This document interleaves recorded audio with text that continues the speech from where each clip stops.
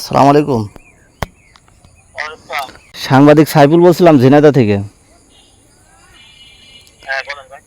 বলছিলাম কালের কণ্ঠে একটা নিউজ এসে দেখলাম, ওই যে হামিদুর রহমান রানা, তা আসলে সে কি আপনার ওই পৌরসভায় যে কোনো চাঁদাবাজি বা অন্য কোনো হুমকি ধামকি দিয়ে কোনো কাজ টাজ নিয়েছে কিনা, এই মর্মে কোনো আছে কিনা, বক্তব্য আছে কিনা?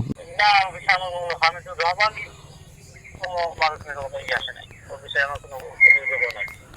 ও, তাহলে এই যে কালের কণ্ঠে দেখলাম যে আপনার একটা বক্তব্য দিয়েছে ভাই। এখানে বক্তব্যটা হচ্ছে যে সমন্বয়ক রানা আমাদের ভয়ভীতি দেখিয়ে পৌরসভার ঠিকাদারির কাজ বাগিয়ে নিতে চায়।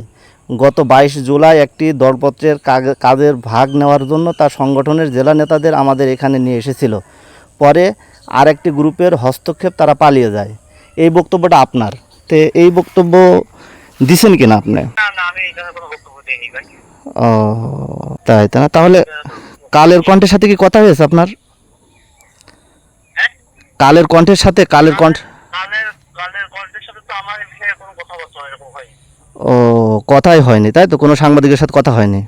না না না না, আমার এই বিষয়ে কোনো এভাবে কোনো কথা হয়নি। ও, আচ্ছা।